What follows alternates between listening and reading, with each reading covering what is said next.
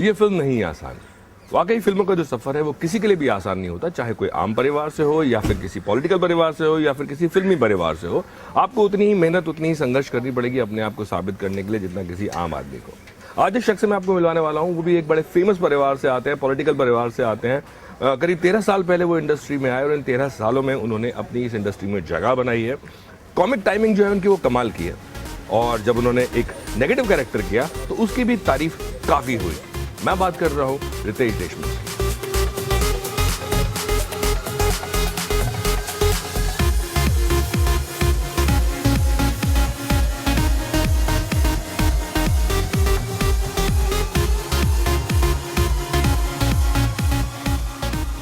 How are you? All good. कैसे हैं? I'm fine. Mumbai में देखिए काम चलता रहता है, बारिश कितनी भी हो, 3-4-5 दिन से बारिश चल रही है, लेकिन फिर भी काम चलता रहता है और टाइम पे रितेश हैं। आज डबिंग है आपकी, और मैं आपको बता दूं फिल्म आ रही है रितेश की बैंजो। जी, म्यूजिक की दुनिया का बच्चन, बैंजो की दुनिया का बच्चन। आई थिंक आपने इसी कैरेक्टर के लिए अपने बाल बढ़ाए। जी, लास्ट टाइम अपनी मुलाकात हुई थी उस गाने के दौरान, तो उसी वक्त बाल बढ़ाए थे, बाद में थोड़े काटे, लेकिन अभी भी बढ़ रहे हैं, लेकिन उसके बाद दाढ़ी और बढ़ गई। मैं आपको बताऊं कि जो लोग समझते हैं कि फिल्मों में सिर्फ विग लगा लेते हैं या एक्सटेंशंस कर लेते हैं, ऐसा नहीं है। आई थिंक इसको देख के लगता है कि रितेश ने अपने कैरेक्टर के लिए पूरी की पूरी मेहनत की है, बाल बढ़ाना, कैरेक्टर में आना। बट मुझे एक बात बताइए, मैं इससे पहले कि बैंजो के बारे में सवाल करूं, अपने कैरेक्टर में आने के लिए हर एक्टर अपने आप को फिजिकली मोल्ड करता है उस तरह के किरदार में, और हम हमेशा बोलते हैं एक्टिंग में कि फील करना, कॉस्ट्यूम को फील करना, अपने गेटअप को फील करना।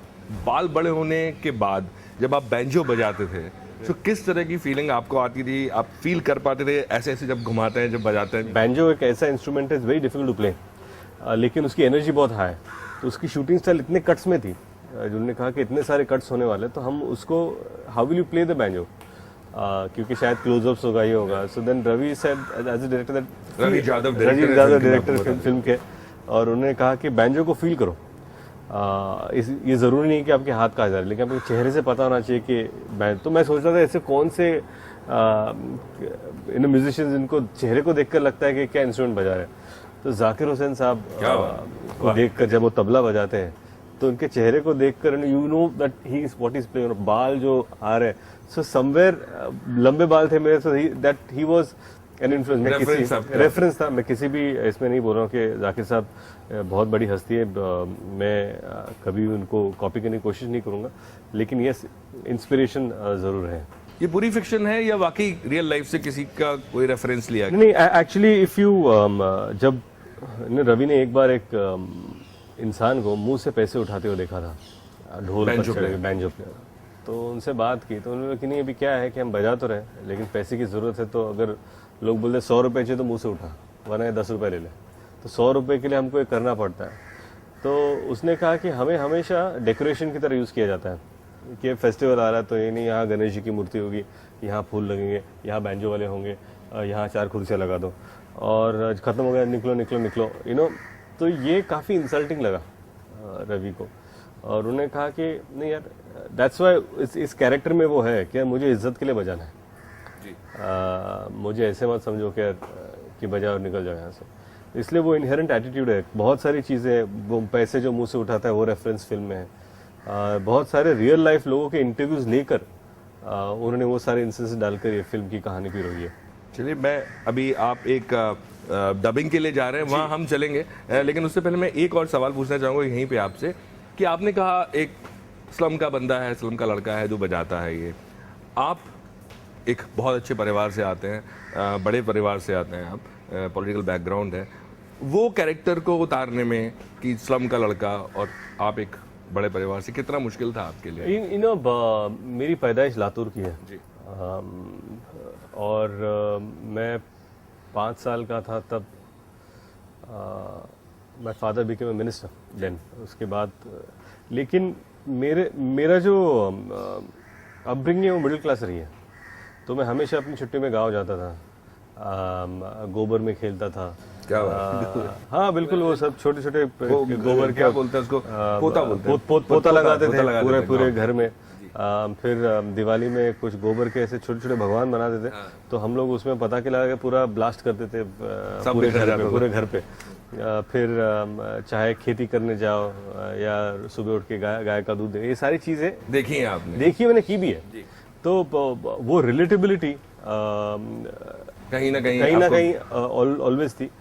जिस घर में मैं रहता था वहाँ के क्वार्टर्स के जो बच्चे तो मेरे सबसे करीबी दोस्त थे, तो उनके घर में जाकर मैं कभी खाना खाऊँ, वो हमारे घर पे आके कभी खाना खाए।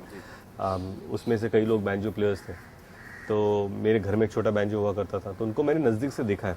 ऐसा नहीं है कि ये लाइफस्टाइल, हालांकि मैंने वो ज़िंदगी नहीं जी है, लेकिन उनसे मिलना जुलना और उनसे बातें करना ये मेरे लिए नया नहीं था। बात इनसे आगे जारी रखेंगे। अभी चलते हैं डबिंग में, देखते हैं रितेश डबिंग कैसे करते हैं, और बहुत इंटरेस्टिंग चीज़ें अभी रितेश ने हमें बताई हैं जो शायद मुझे भी नहीं पता थी। जी जी, तो मैं उस पर वापस आऊँगा। बिल्कुल बिल्कुल बिल्कुल। I think there are so many things लोगों को पता नहीं होती। बिल्कुल बिल्कुल। ऐसी जब फिल्में आती तो फिर हमें भी ध्यान आता है कैसे किया था।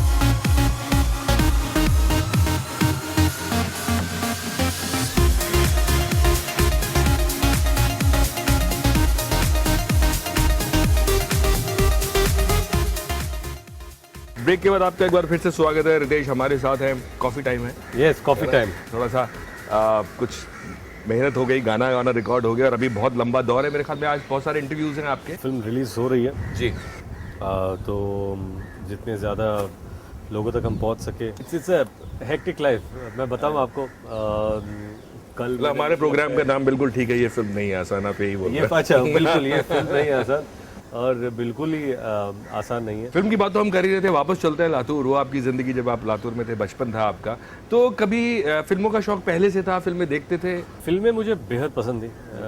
फिल्में देखना, फिल्मी गाने सुनना, ये बहुत ज़्यादा पसंद था। मुझे याद है कि हम लोग रोज़ वो वीडियो पार्लर का ज़माना था, VCR होते थे, तो हम लोग 3 भाई रोज़ 3 या 4 कैसेट लेके आते थे, आने के बाद लगाते थे, और होमवर्क भी ऐसे देख के करते थे। और फिल्म चल रही, खत्म हो गया, खाना भी ऐसे खा रहे। तो वी वर ऑब्सेस्ड।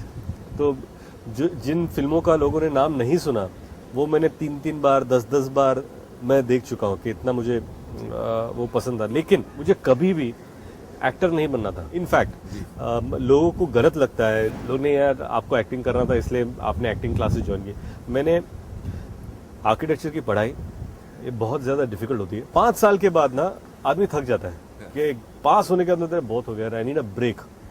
तो मैं न्यूयॉर्क गया था, वहाँ पर मैंने काम करना शुरू किया जी।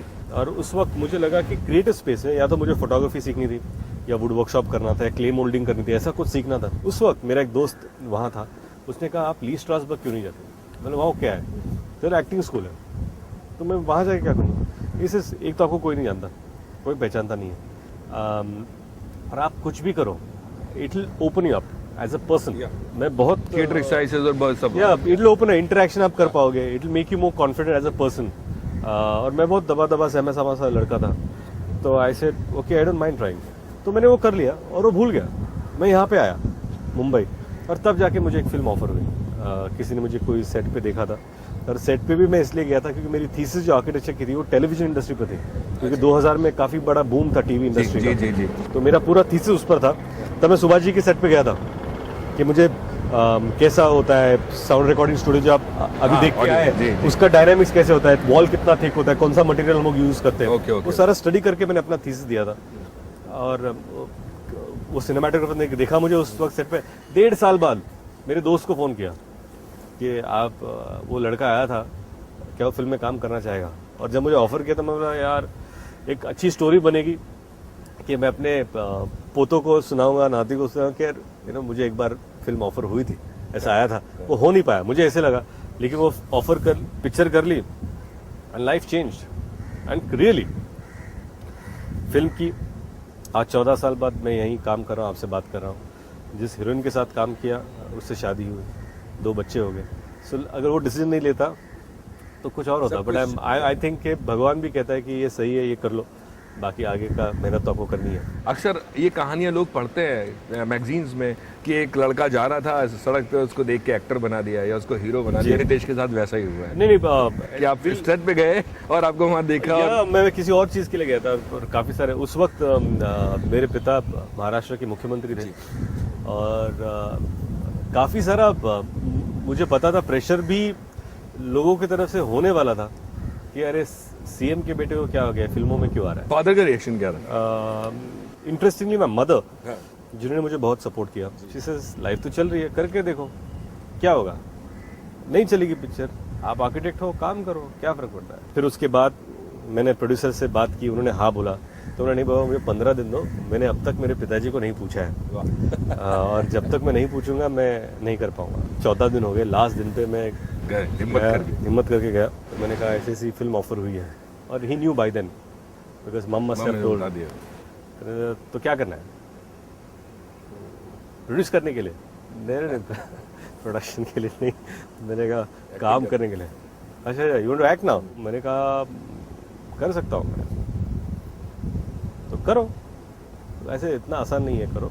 ऐसे क्या है कि जब पिक्चर रिलीज होगी तो मैंने कहा कि सोचो 90% पिक्चर नहीं चलेगी। जब ये रिव्यूज आएंगे, लोग बात करेंगे, ऐसे मेरी पहचान नहीं है, मेरी आइडेंटिटी कुछ नहीं है, लेकिन वो बोलेंगे कि मुख्यमंत्री का बेटा विलासराव देशमुख के बेटे को काम नहीं आता या विलासराव देशमुख का बेटा बुरा एक्टर है, ऐसे आपके नाम की बदनामी होगी, तो your name is gonna be used. तो उन्होंने मुझे तब कहा था कि क्या है कि मैं अपने नाम के बारे में सोचता हूँ, तुम अपने नाम के बारे में सोचो। क्या बात। तो आपको स्क्रीन पे देखने के बाद सबसे ज्यादा शौक कि यार रितेश एक्टर बन के आगे, दोस्तों को लगा या फैमिली में किसी को लगा जिनको नहीं पता होगा शायद पहले? नहीं, काफी लोग कर रहे ये यहाँ क्या कर रहा है, या पहली बार होर्डिंग लगी तो एक्चुअली मैं वो फोटोग्राफ्स ढूंढना चाहता हूँ, कहीं तो है वो, कि हम सारे 5-6 दोस्त जाकर मरीन ड्राइव पे खड़े रहे, बड़ी होर्डिंग लगी थी, वहाँ नाच रहे थे, फोटो निकाल रहे थे। नहीं, क्या पता इसके बाद कभी ऐसा मौका ना मिले। उस उम्र और उस वक्त का वो एक अपना मजा था। 2003 में जी आपकी फिल्म आई पहली, और उसके बाद आपने बहुत सारी फिल्म की। कॉमेडी की तरफ आप खुद ही चले गए या नहीं? मैं बताता हूँ, मैं आपको सिंपल बताता हूँ मेरे पर्सपेक्टिव से। जी। एक एक्टर होता है, काम करता है, एक फिल्म चलती है तो और 4 फिल्में वैसी आती हैं आपके पास। मैंने उस वक्त नाच भी की थी, मैंने रन भी किया, तो मुझे बेहद पसंद थी दोनों फिल्में। अनफॉर्चुनेटली चली नहीं, तो वो जब नहीं चलती ना तो उनको लगता है कि ये जॉनर नहीं चलता है। और कॉमेडी में भी काफ़ी एक्सप्लोर करना था, तो चाहे वो हाउसफुल हो, अपना सतमनी हो, मस्ती हो, तो ये सारी फिल्में, माला माल वीकली हो, बड़े बड़े डायरेक्टर से काम करने का मौका मिला। तो मुझे लगा कि ये सब करने में जो मज़ा आ रहा है, लोग देख के हंस रहे, जा रहे हैं फिल्म देखने, आई वॉज वेरी हैप्पी।